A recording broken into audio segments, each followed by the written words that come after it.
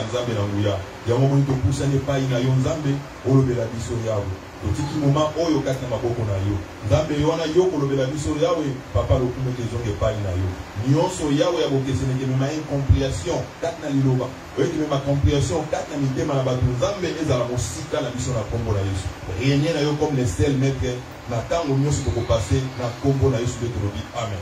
Amen. Like we said, here,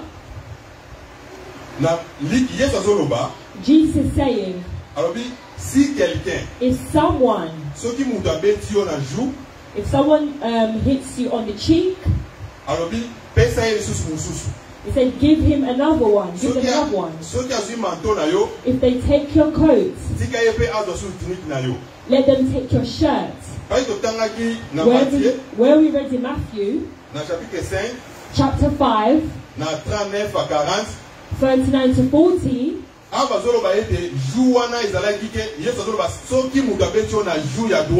Jesus said, if someone hits you on the right cheek, so we understand that the cheek they were talking about was the right cheek. Like we said, it is not your cheek. It's not your cheek. It's not your coat that we are talking about. And it's not your shirt. But it was a prophecy. It was a parable that Jesus was talking about. Because when Jesus was living in Israel, he was living under the law.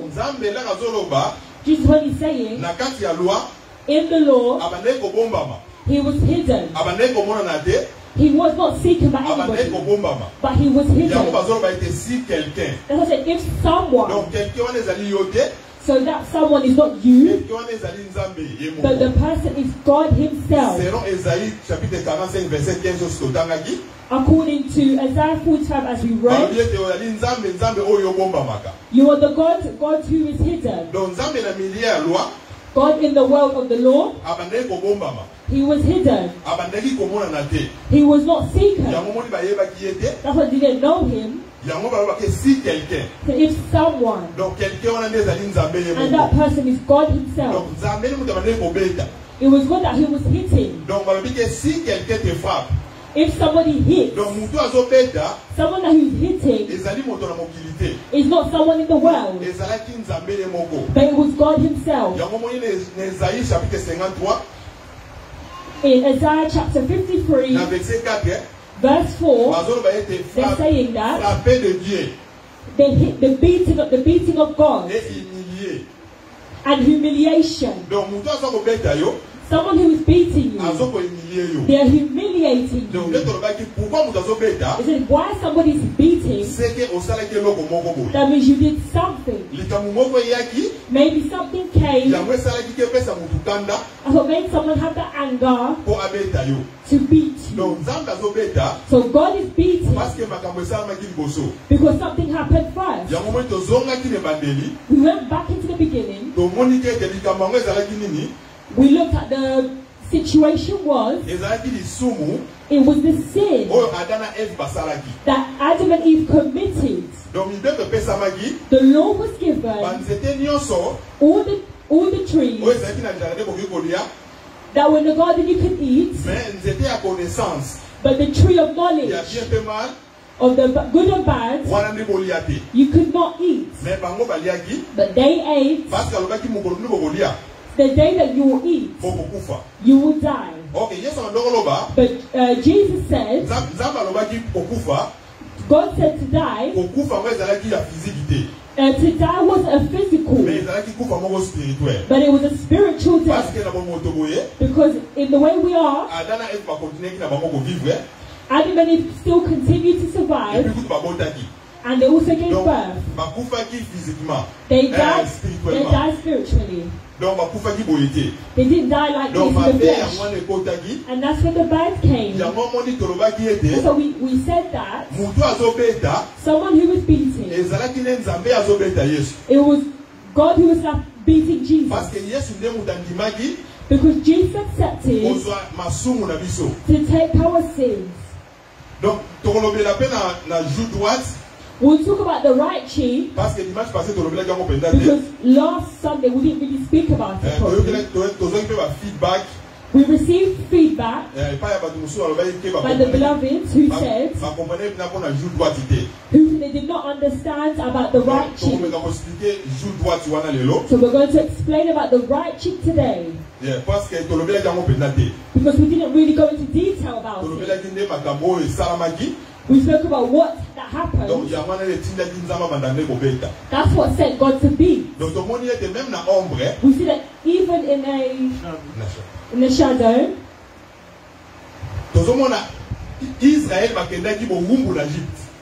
the Israelites went naked into Egypt. For them to come out of Egypt, they need a lamb to die for them. Like the way ourselves now, in the sin, only for Jesus to die for us. It only needed Jesus to die for our sins. So if we go back, we see that it was the sin. The sin was what was made for us to be far away from God. The sin made for us to be impure. For us not to be in front of the face of God. Why? Because we didn't want to obey the word of God. Romans is saying, chapter 5 verse 12. In the way of someone, that's how the sin came into the world. That's what blocked everyone. In the way of Adam, because they didn't want to obey the voice of God, they didn't want to obey the word. In the way, that's where the sin came. The sin came through the way of Adam. That's what needed for God to look for someone that could save.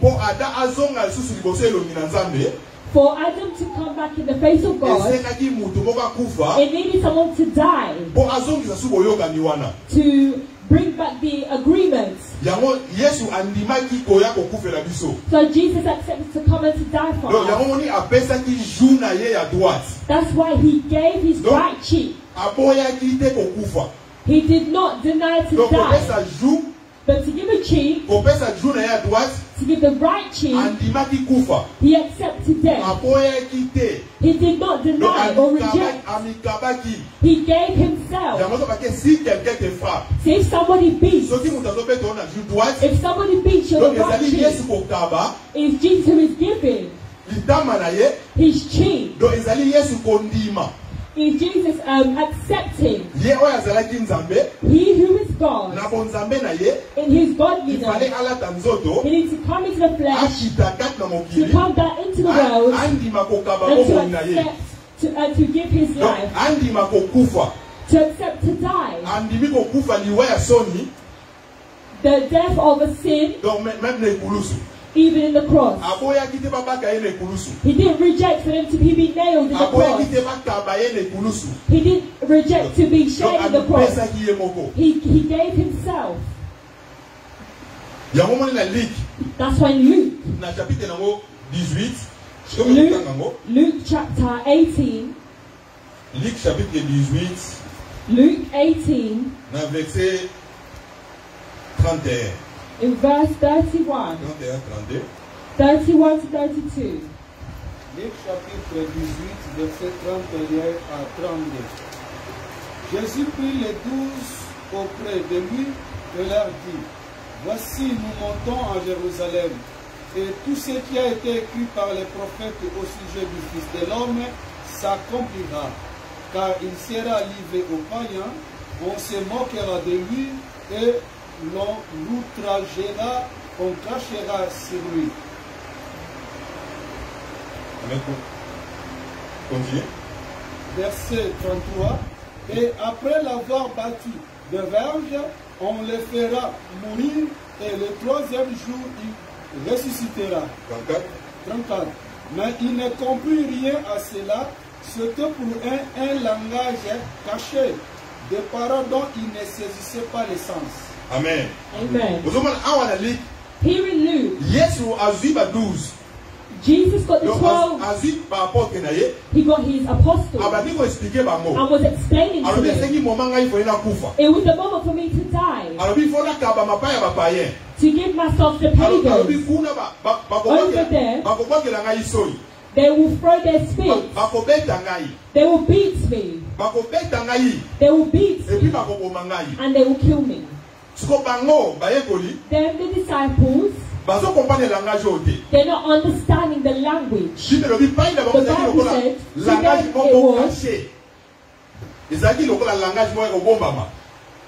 The Bible said the disciples, it was like a language that was hidden.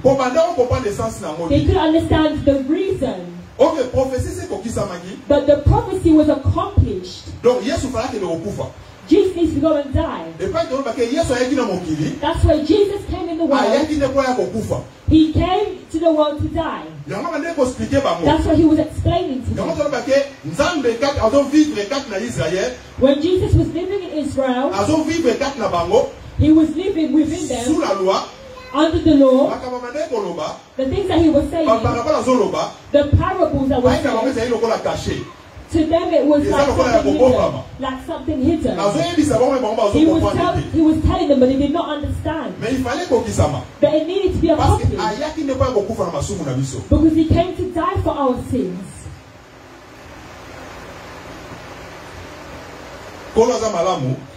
God is good. That's why he gave us the access today to come in front of him. He gave us the grace in those who are obeying, who are obeying his words. He gave them the access to see him, the access to go in, to move themselves forward where he is. Like we said, the cheek we're talking about was the right cheek. Because it was the right cheek, those that were beating him, they needed to use the left hand.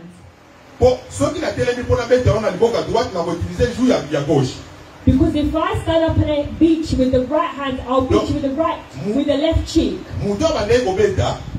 The person that was beating, they were using the left hand. That means they were left-handed. That's what they were beating. Beating with the right cheek. So God came into the flesh, accepted to die for us, and also in the cheek of the right. Let's go into the beginning of where everything started. Genesis, to answer what we are talking about. Genesis 3 verse 6. Genèse chapitre 3 verset 6. La femme vit que l'arbre était bon à manger et agréable à la vue, et qu'il était précieux pour ouvrir l'intelligence. Elle prit de son fruit et en mangea. Elle en donna aussi à son mari, qui était auprès d'elle, et il la mangea. Amen. Amen. Donc, here the Bible is saying, a woman, they saw how good the fruit was, and got and took one, and ate, and gave to the man who was next to her. It was the woman who started to take, to give to the husband. So that, where did it start? So it started as to permit was. It was you can eat all trees. Genesis 2 chapter 16, 17. You can eat all trees. But the tree of knowledge of good and bad, do not eat. The day you will eat it, you will die. But in Genesis chapter 3, the Bible is saying, the woman thought it was good. She took and she ate. She gave to the man that was next to her to eat. It was for someone to hold it, to take the fruit.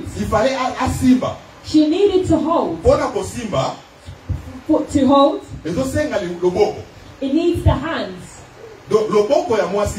The hand of the woman, which took the fruit and they ate. When she took the fruit and she ate, the Bible said she gave to the man that was next to her. The woman to take the fruit, she used it with her hands, which is showing the whole humanity. Because the permit was, do not eat. They said do not eat. She's breaking. She's breaking the law of God, which is the ordinance of God, which is the law of God. The law of God was to not eat. But she took and she used her hands, the hand of the woman, which took the fruit and ate it. The Bible said she gave to the husband. Women to take the fruit and to eat. She used the hand to get it. And it was a whole humanity which broke the law, which got themselves into the sin. And that's how the humanity came into sin. So all of us entered into the sin because there was a permission. Do not eat. But the woman took it and she gave it to the husband. For to save the woman, then there must be another hand. And that hand, it was the hand of Adam. Because Adam did sin. Adam came to take the fruit and to eat also.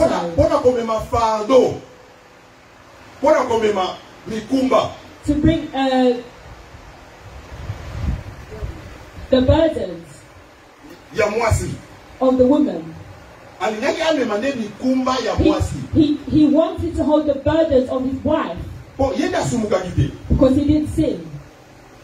The person who sinned, it was Eve. It was Eve who sinned because she broke the law. Adam himself as well, he could have accepted to accept the burdens that Eve made. That's why he also took their fruit to cover, to take the burdens of his wife. I'm not sure if we can understand. The first person to hold it was the wife. The person who held it, she took the fruit. It was a humanity which entered into the sin.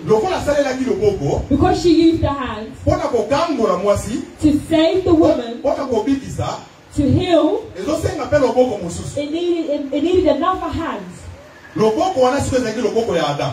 And the other hand was belonging to Adam to accept the burdens. Because of all humanity, it came into the sin. It needed someone who was an image of our God. Adam was the image of Jesus Christ. He came to accept the burdens of humanity, To accept to die. To accept to die. That's why he used the hands. He used his hands. Why? To accept the burden that Eve committed. And all humanity entered the sin. We broke what was the law. We broke the law of God, and that's how the sin came into the world. So asking for another hand to come. But like as we know, the hands, it has 5 fingers. So when the second hand comes, it has 5 fingers, which is representing the 5 gifts of the ministry. And that's how it's representing. The true minister, the true pastor, true doctor, true apostle, true evangelist is Jesus Christ our Lord. He is an excellent minister. He who accepted to carry the burdens. And the Bible is saying in Matthew, venez à moi. Come to me. Those who are tired, I will give you rest. It will be the rest of your spirit. Because all of us were blocked into sin. We had so much. We were filled with the burden. We were filled with sin. So may you come to me. May you come to me. I will take off and I will give you. You have so much, I will take off all your charges. And I will give you peace. The peace of that needs your heart. The peace of your soul. Sin, it is like a burden. It's like a burden in somebody's life. If somebody's walking along the life of sin, you are charged. You are condemned. You have belongings, burdens. For you to accept Jesus in your life, to take away belongings, for you to be free, for you to be free. And that's how you'll walk good. Because with your belongings, with what you have, you won't be able to walk. But somebody who is free will walk with freedom. And you'll seek everything going forward. Even physically, somebody that has burdens and that has heaviness inside of them, and somebody is free that has nothing. And if they say they will both walk, who will get tired first? Someone that has burdens. Because there is burden. I will take off the burdens. And the burdens was the sin. And the burdens was the sin. Let's go in front of God. And He takes it off. He takes off everything. We're seeing this hand. It came to take off the burdens that was within the wife. The wife, she was holding it. The Bible saying Adam didn't sin. The person who sinned was Eve. But Adam accepted to accept the burdens. Accept the burdens of his wife. Accept the burdens of humanity. Okay, Adam image, ombre ya Seigneur Jésus-Christ. He's the shadow of Jesus Christ. Okay, Yesu ndio mtandimeko ni masharge ya solo. To accept the true burdens. Andimaki charge ya solo pour la biso. Accept the true burdens for us. Donc, place wana bangumi balele bazuza mbuma bakolia. So that place where they're taking the fruit and they're eating, ils ont montré sa faiblesse. Is showing a weakness. Parce que comment qui faible? Because they both became weak. Parce que le corps est moi si. Because the hand of the woman. Et telle sa faiblesse. It represents weakness. Le corps est moi si. The hand of the woman. Et telle sa faiblesse. It presents weakness. Dans le bien 1 Pierre. 1 Peter. 1 Pierre chapitre 3. 1 Peter chapter 3.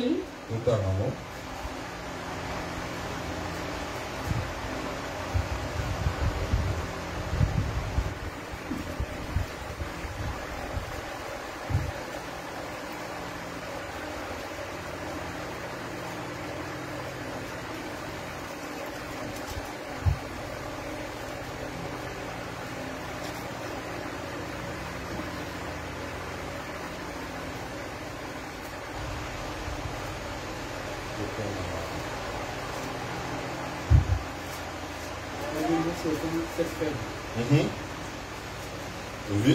1 Pierre chapitre 3, verset 7. Yeah, 7. Mais montrez à votre tour de la sagesse dans vos rapports avec vos femmes, comme avec un sexe plus faible.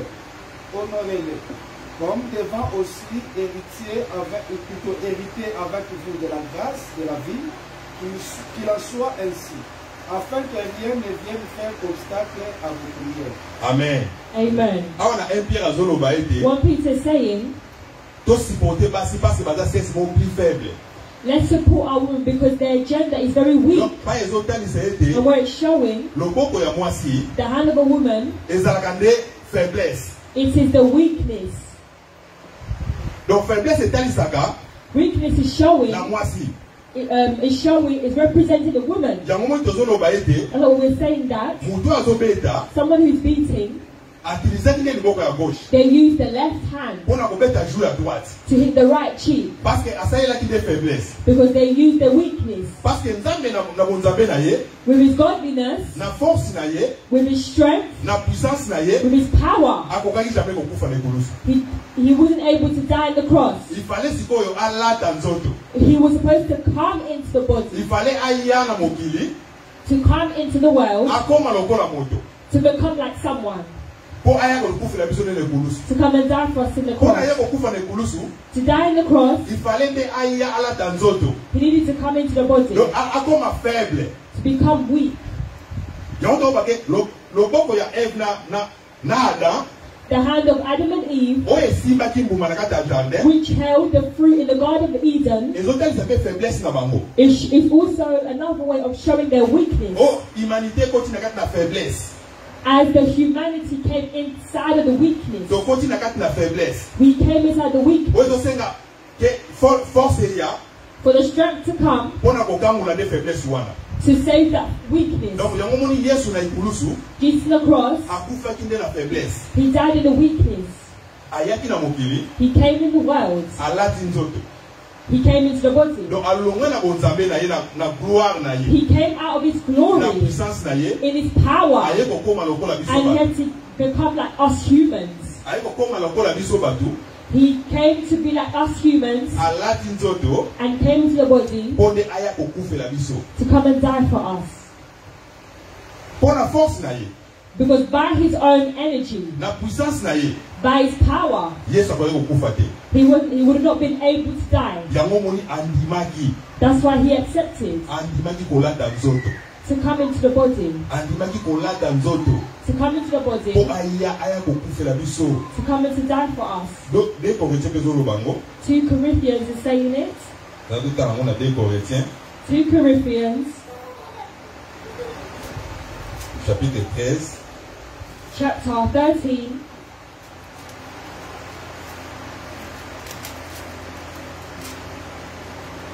Corinthiens chapitre 13 verset 4.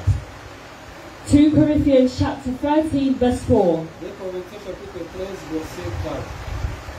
Car il a été crucifié à cause de sa faiblesse, mais il vit par la puissance de Dieu. Nous aussi, nous sommes faibles en lui, mais nous vivons avec lui par la puissance de Dieu pour agir envers vous. For even though it was in weakness that he was put to death on the cross, it is by God's power that he lives. In union with him, we are also weak, but in our relations with you, we shall share God's power in his life. Amen. Amen. 2 Corinthians chapter verse is saying Jesus was crucified in the cross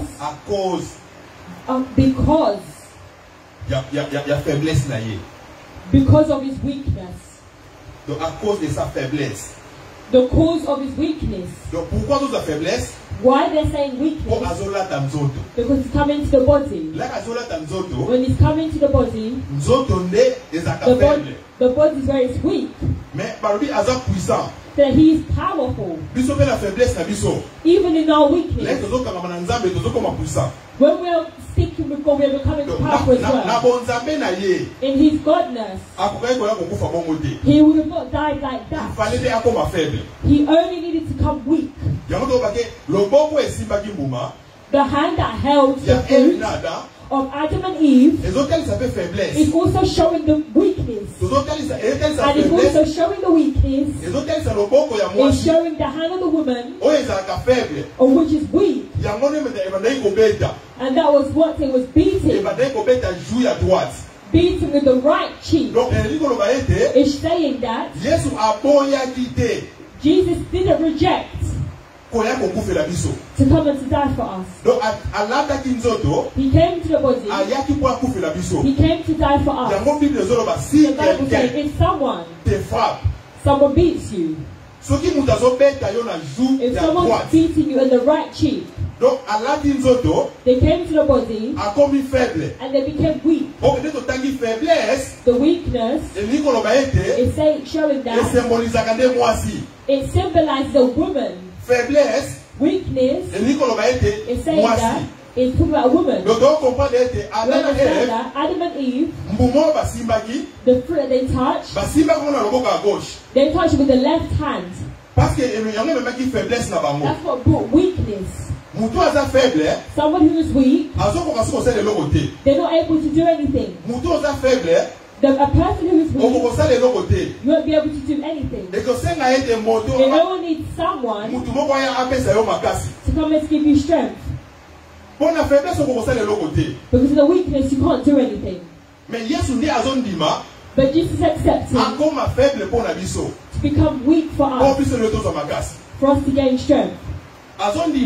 He's accepted to carry our burdens. In Isaiah 53, where we read last week, Isaiah 53, verse 4.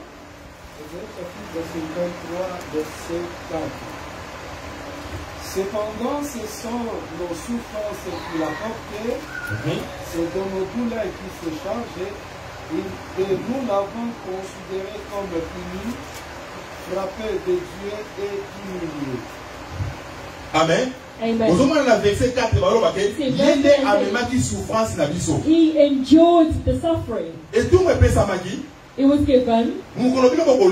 The day you will eat, you will die. It was that death was spiritual. They held it with the left hand. They're showing weakness. But Jesus in Isaiah 53,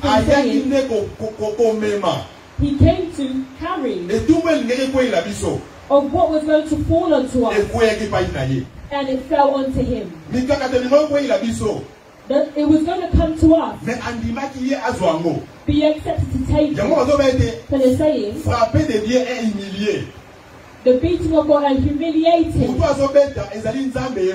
The person who's beating is God himself. He used the left hand to beat. He came into the world, he came into the body. He came into the weakness to save us. To come and save us with the weakness. Because we also became weak. But we needed to get strength to die and to resurrect. That's what needed us to get strength. Someone who is weak is not able to do anything. You see that person sitting down. We see in Apostles. When Peter was blocked, they arrested Peter in prison. He sat down, he slept. It needed the angel's intervention. The angel to come and save him. But the Bible is saying the church did not get tired to pray for him. Peter was in a time of weakness. He was upset, he felt down. That's why he sat where he was. That's why he wasn't able to do anything. If you were forced to come, it's when the saints were gathered and they are praying for him. The angel came to take him out. The weakness, it is bad. Weakness. Even the life we have. Someone who stops praying. Someone who doesn't like to listen to God. It brings someone in weakness. When it brings you to weakness, you won't be able to do anything. Even if you're walking in the way of bad, you just say only God knows. God will help. But someone has a prayer life, has the life of the word, they are the ones that are strong. They are strong. A weakness in a believer's life, it is bad. It brings someone to get lost. Like you're walking in the life of sin. You're walking in the bad life. And you seek as if it's something normal. Because the weakness that you have is asking for your strength. That God, I can't do anything. May you do it for me. Give me strength to pray. Give me strength to protect the word. Someone that protects the word is God himself. But how are you going to show it? In the way of prayer. God, give me the strength. Because weakness, you're not able to do it. You won't stand up. And for God himself to come in the weakness that Adam and Eve had, he wasn't able to save them. They weren't able to save themselves. In the humanity way that we had, all of us in the world, we came in the weakness. We was not able to do anything. Even if the animal's blood came, it wasn't able to save us. Even if the prophets came, everyone that came, they did not have the ability. Because there was a permitted, the day that you will eat, you will die. They held it, they ate and they died. They did not want to obey the law of God. But for them to come into life, no one in the world had the ability for them to come back. It only needed God himself to become weak. God himself to come into the body. Donc, chair, nzoto, the flesh, it also is another way to show the weakness. Romans says it. Romans chapitre 6. Romans chapter 6. Romains chapitre 6.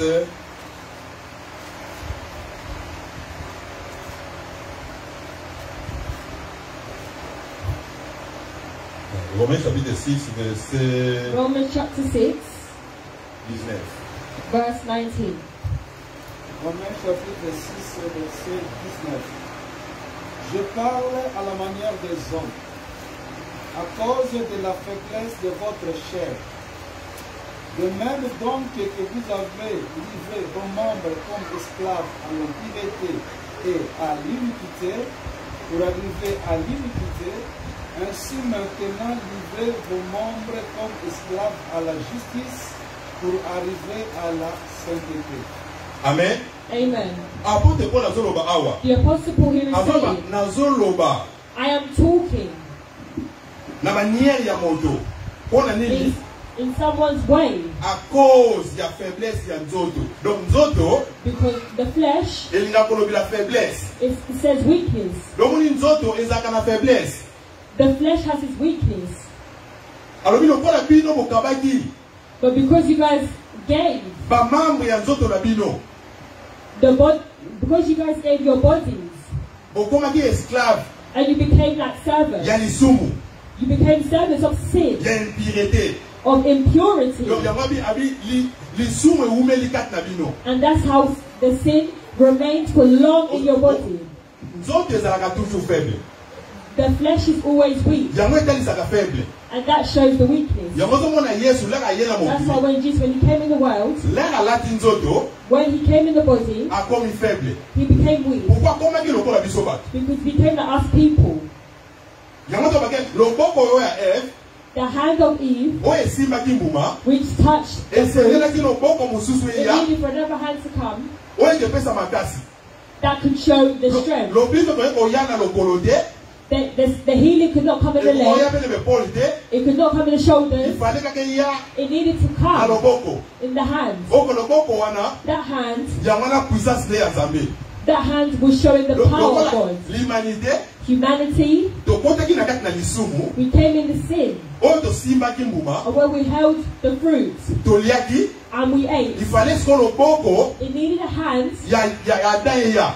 it needed Adam's hand to come. Donc na mokuse In short, l'humanité humanity tokotaki na kati na lisumu, came into the sin, tokotaki na kati na faiblesse. we came into the Sikoyo weakness. mpona kokangola biso To save us, ifale mpe Nzambe ye moko needed God himself alata nzoto to come in the flesh, akoma faible lokola biso. to become weak like us, Ye moko alati nzoto to come into the body. aye kokufela biso. He came to die for us, Po tolobi Nzambe azalaka molimo because that God is spirit. na bonzambe na ye In his godness, akokaki koya kokangola biso he te. wasn't able to save Ifala us. koma lokola biso He ba needed to be like us people pone abikisa biso to save us, po akangola biso.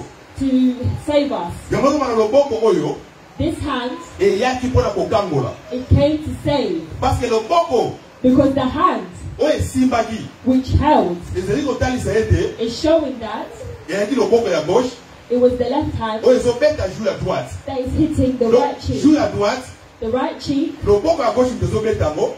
it is the left hand that is hitting it. Nzambe na bonzambe na ye God with godness, azokoma faible, he became weak azolata nzoto, and is coming the body. azoboya te kokende na ekulusu, He's not rejecting to go to the azoboya cross. te kokufa. He's not rejecting to die. Yango Bible ezoloba si The Bible says quelqu'un if someone te frappe, beats, mutu azobeta someone that beats eza Nzambe ye moko. is God himself. Donc Nzambe azobeta Nzambe, God is beating God. Nzambe azobeta Nzambe, God is beating God Nzambe na bonzambe na ye with his godness. alati nzoto He came in the aye body. kotambola na mokili, He came to walk in the mais world. aza kaka Nzambe.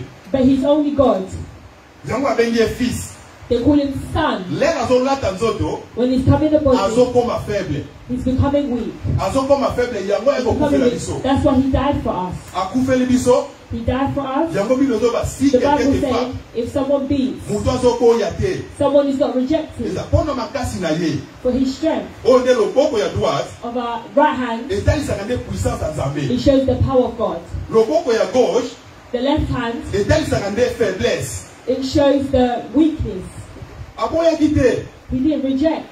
asalaki mpe mabe te. He didn't do any bad. Yango toloba ke même Ève Even and Eve, he created sin. She created sin. But it wasn't Adam that sinned. But he accepted to eat the fruit. And to the humans, how it's done. Someone didn't do bad. They accepted. They accepted our bad. Accepted.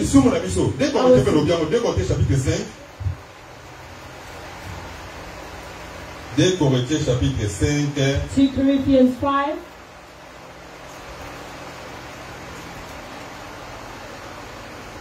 Verset 21.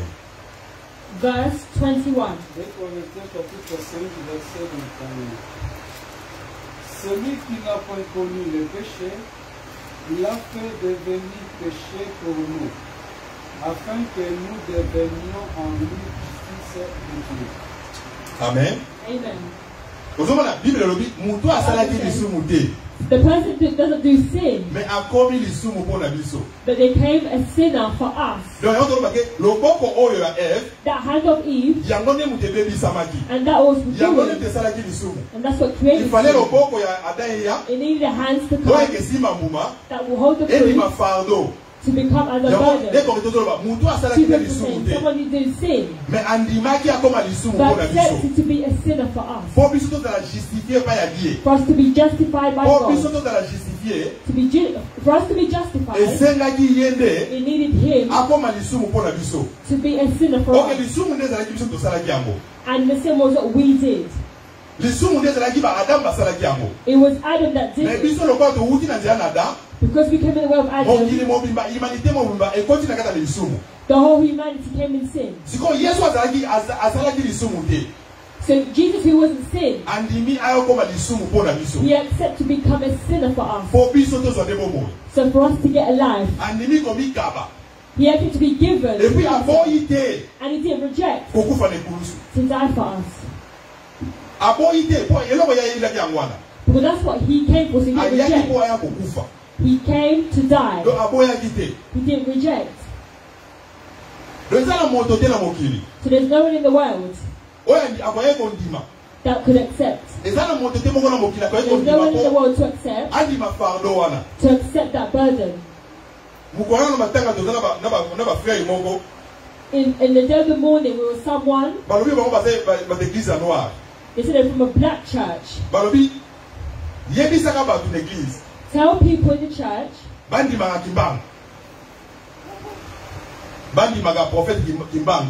to accept the prophet Kimbang.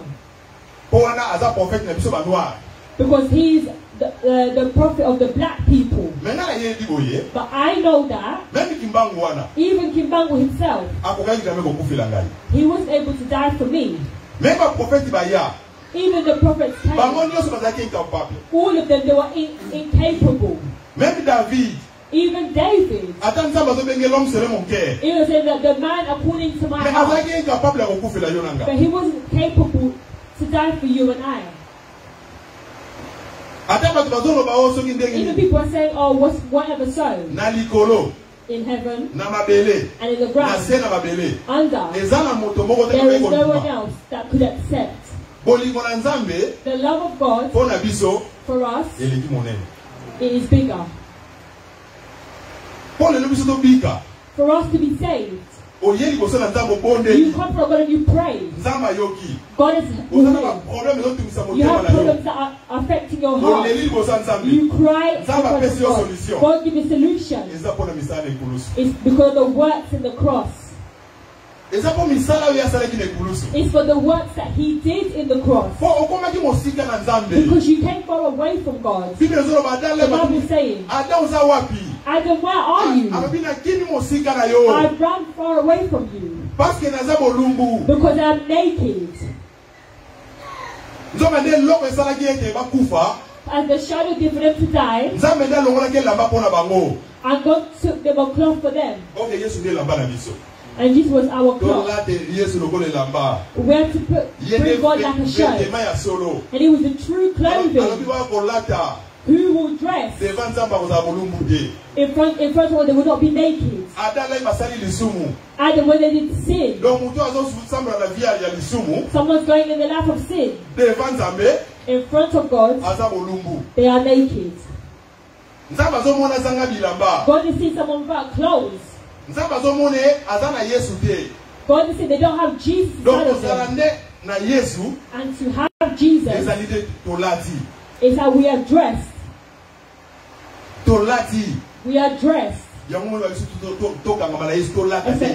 To be close to God, we have to be God. Because He accepted to die for us. He's accepted to die for us. He came into the body and that flesh. And that was making us to be saved. He gave, He shared, He gave. He accepted. Who could accept? Me, myself, I need to go and save my family. I need to go and save my people. You see, He Himself, He came into the weakness. Bible saying, the day that Jesus is saying, it was the right cheek. Someone is beating and is using the left hand and using the weakness to come to flesh. That's showing weakness. Jesus in the flesh is showing the weakness. That's why He came in the world. He needed to be left-handed because He accepted to come into the weakness. To come into the flesh by His power, by His godness. He was not able to die. He needed to come with the right hand. It shows power. It shows the energy, the power of God. In Revelations, Revelations chapter 1, verse 17. Verset 17.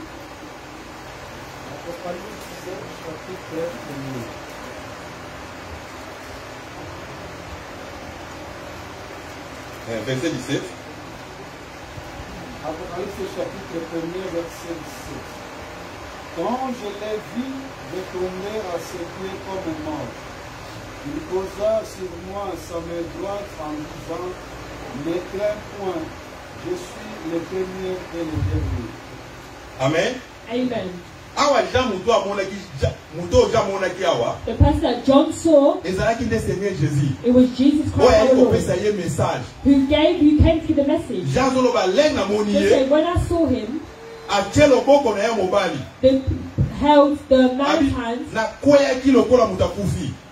He said that I died like as if somebody died. And the man of hand shows the power of God. When Jesus came into the world, He came to the flesh, which showing weakness, which is showing the hand of the woman. Because by His energy is the power. It is the right hand. For Him to die, He died weak.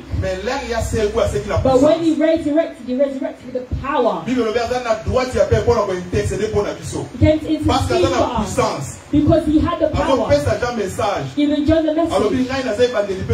I am the beginning and the end. But John is seen with His power. He did not see with weakness. He see with His weakness. He held with the hand of the man. And that's what shows the energy, the force of God. But for Him to die, it needed the left hand.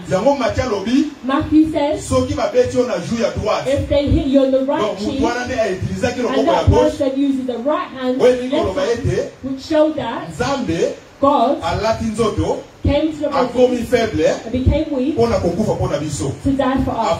He didn't reject to go to the cross for you and for I, for us to be good. He didn't reject. And that was the weakness. The Bible saying, si quelqu'un, if someone, and that was God himself, hitting you with the right cheek, didn't hit anyone in the world, beating God himself, beating Jesus, but using the left hand, using the left hand, using the right cheek. And that person is God himself. It continues saying, si quelqu'un, if someone, the person was God himself, if he takes your tunic, manteau, a jacket, coat, don't permit him from taking your shirt. He himself God. If someone, with the parable that Jesus was saying, it was the message of love for you. If someone beats you with the right hand, give him another one. If someone takes your coat, don't permit them from taking your shirt. So in the Bible is to say, let's talk about the coat first. The coat would say what in the Bible? We can't speak amongst our thinking, because the Bible itself explains. Isaïe chapitre 61. Isaiah 61. Isaïe 61. Isaiah 61. Verset 10. Verse 10. Isaïe chapitre 61, verset 10. Je me réjouirai en l'Éternel. Mon âme sera ravie d'allégresse à mon Dieu. Il m'a revêtu de vêtements du salut. Il m'a couvert du manteau de la justice, comme les fiancés s'ornent d'un diadème, comme les fiancés séparent des joyaux.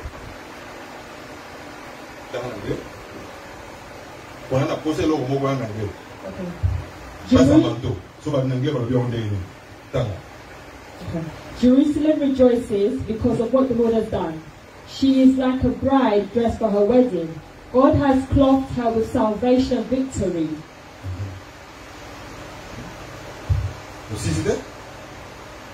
As surely seed sprouts and grow, the sovereign Lord will save his people, and all the nations will praise him. Amen. Here the Bible saying, il m'a couvert. The Bible said that God clothed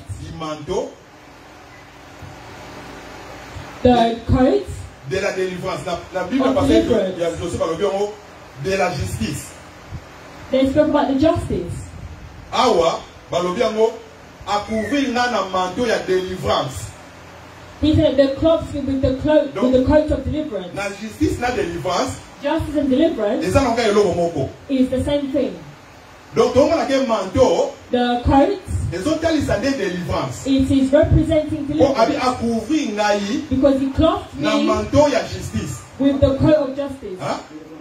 With the coat of deliverance. Donc, manteau est délivrance. The coat wants to also show deliverance. Donc, si quelqu'un, if someone, donc Nzambe accordé délivrance, God is according to the deliverance in the way of the death of Jesus. Donc, le manteau, si quelqu'un, the coat, if someone takes your coat, donc Nzambe, God is giving deliverance. Pour maintenir la délivrance. Because the coat talks about deliverance. Donc,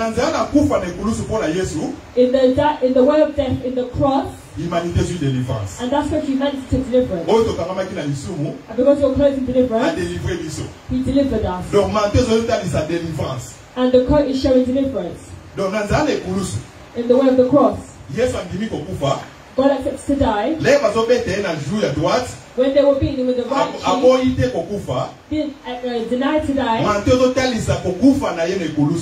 the quote is showing the death of him dying in the cross. For him to give us deliverance. Because the quote shows deliverance. That's why he accepts to die for us. Because us. Take deliverance. Si quelqu'un te frappe, if someone beats, someone that beats, is God himself beating. Children of Israel, when they came out of Egypt, 1 month later, they came in the desert. There was no water. It needed for the people to be upset to ask for water. God told Moses, what do you have? I have a stick. Take the stick that you have. Beat it on the rocks. Beat it on the rock. And that's how the water will come out. Moses beat it and he beat it twice. Water came out. Okay. Now, 1 Corinthians is saying, and the rock was Jesus. The person that was beaten was God himself. He beat twice, which is sharing grace. Because water is coming out. And the water is the Holy Spirit. According to John 7, chapter 37, 38, 39. The water is coming out. And that's the Holy Spirit. God is getting beaten. He got beaten to give us grace. We receive grace. And we got the Holy Spirit. And the quote is showing in the way of the cross, God is according deliverance. He's giving deliverance to the family. Us who were blocked by sin, who needed to come and deliver us. He said, if someone takes your coat, God is giving deliverance in the way of the cross, in the way of death that Jesus gave in the cross. He gave humanity deliverance. The deliverance is to those who only believe.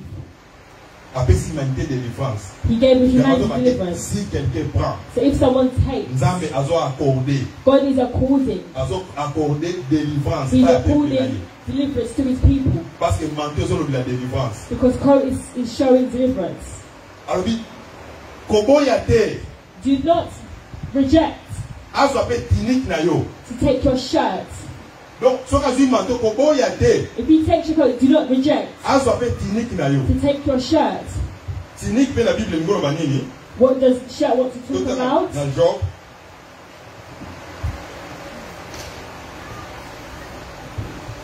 Job chapitre 30 verset 18.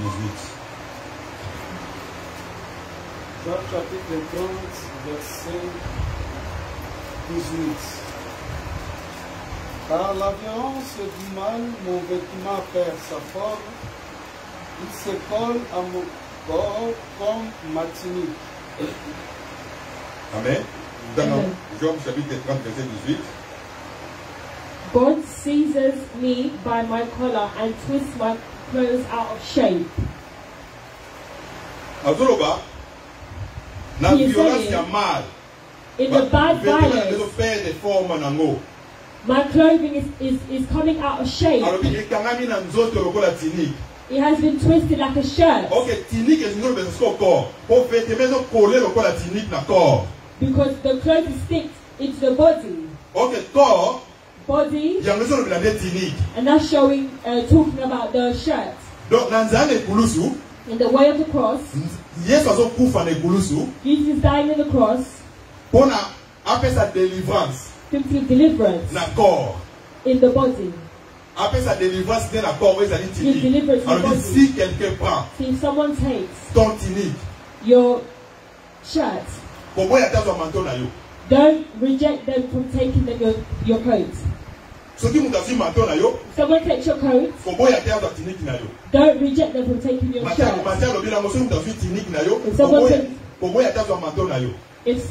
If someone takes your shirt, don't reject them. If someone takes your coat, don't reject them from taking your shirt. So, shirts, selon Job chapitre 30 verset 18, according to Job 30, it's represented in the way of the cross, in the death of Jesus Christ, He according deliverance in the body that we have. The body that is the church. God is according deliverance. Deliverance is not anywhere, but deliverance is only in the church. The wife of Jesus Christ. According to deliverance. So if someone takes, if someone takes your coat, do not reject.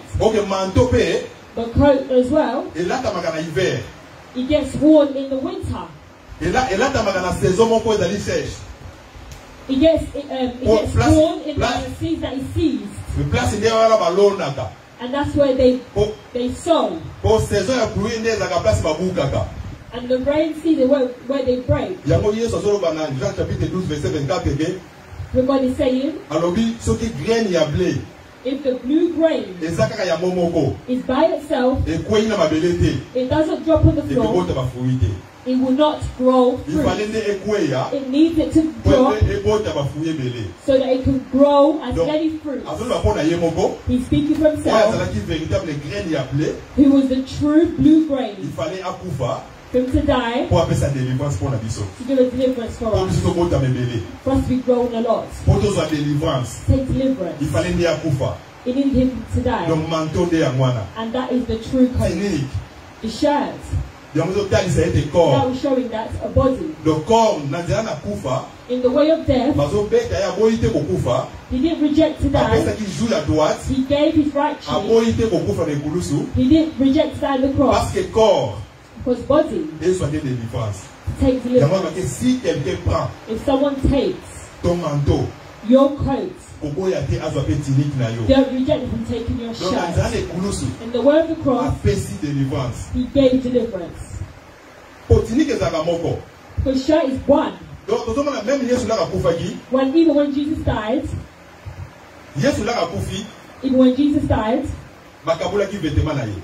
they shared his clothes. But they could never share his shirt. Because body is only one. The church of God is only one. Wherever you are, the church of God is only one. That's why the body did separate.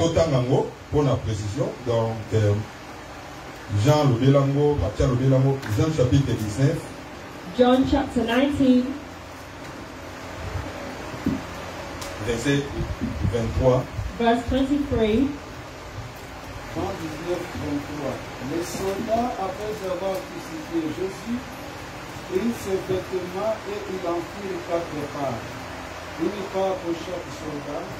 Ils prirent aussi sa tunique, qui était sans couture, d'un seul tissu depuis le haut jusqu'en bas, et ils dirent entre eux.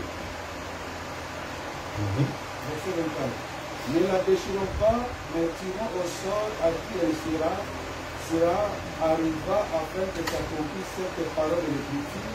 Ils se sont partagés les vêtements et ils ont tiré au sort Mathilde. Amen. Amen. Donc, tout le monde, you're seeing,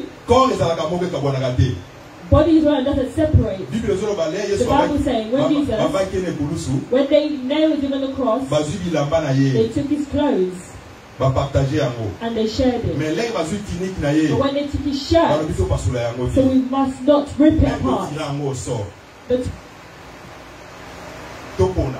But you choose that one will take will be theirs. A shirt, you cannot rip it. Body, it doesn't break, which is the church. Body is one. Corps epanzanaka te. Body doesn't separate. Parce que za Yesu ye moko. Because it's Jesus himself. Yango mona ke tinik. The shirt. Parce que kokabula mote. They could never share it. Yango Bible zoloba. The Bible saying. Soki mutu abeti yo. If someone beats you. Mutu azobeta. Someone that beats. Eza Nzambe ye moko. Is God himself. Azobeta. And he's beating Nzambe na bonzambe na ye. By his godness. Lokola lisumu ezali kati na mokili. As the sin was in the world. Akokai kokambola biso na bonzambe na ye te. He couldn't save us by his goodness. He had to come in the flesh. Came in the flesh. Which is showing weakness. Because he used the left hand. Which is weak. He came in the body.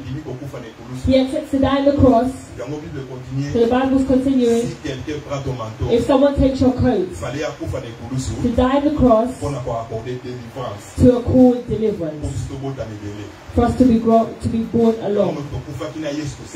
We died with him and we rise up with him. That's why we are living for Jesus.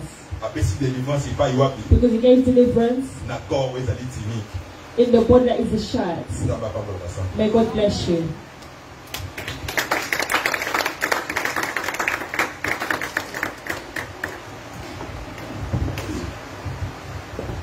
Amen. Amen. Amen. Amen. God who is good. See, in the world that we are, you do something bad. In the bad that you do, said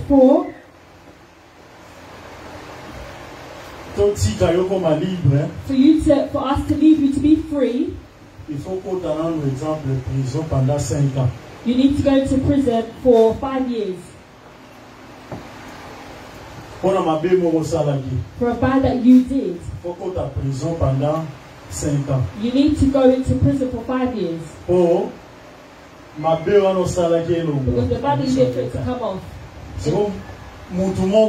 So someone came and said, I need to be 5 years for that person. Start to think, what would you say? To kill if you did it. If how you did it. But someone came and said no. I need to take their 5 years. What would you call that person? You leave with something. Like a cartoon character. Or how is this person? But I did bad. I should have done the 5 years. How can he take my 5 years? It's with the work of the cross he did. In the cross that gives peace, it dropped down onto him. Et nous l'avons vu comme impuni, frappé de lier. And we live at the beating of God. God is good. To the death and the resurrection. Don't take it something just like that. We did not have rights to come in front of God to ask something that could be given to me. But only in the way of the works of the cross, you and I, we got the access today, and we come in front of God. We go to our bedrooms. We close the door. We're speaking words to God. And God is hearing and He's doing. And all of that is the works of the cross. Do not neglect the works of the cross, even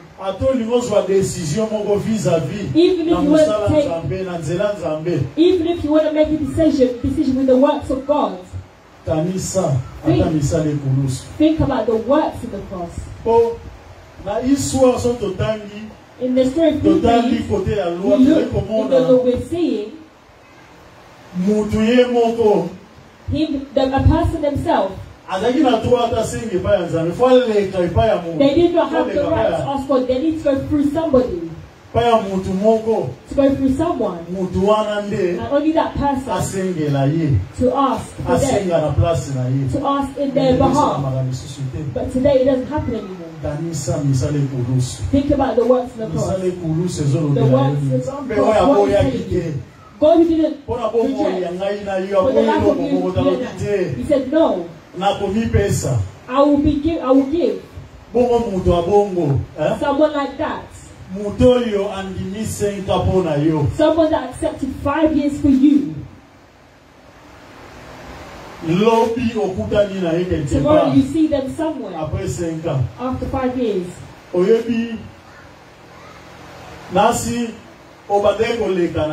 You might have been walking around.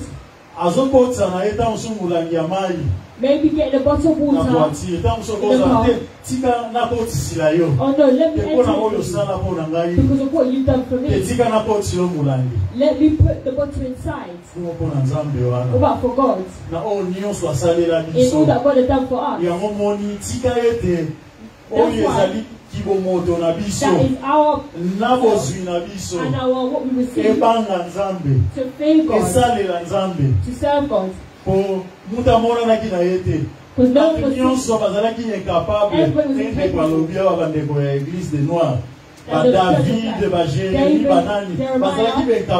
they were incapable. There was no money.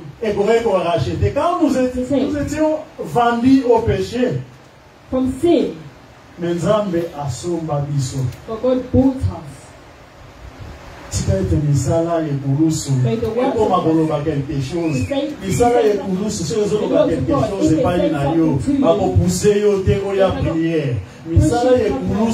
sala quelque chose epai na yo.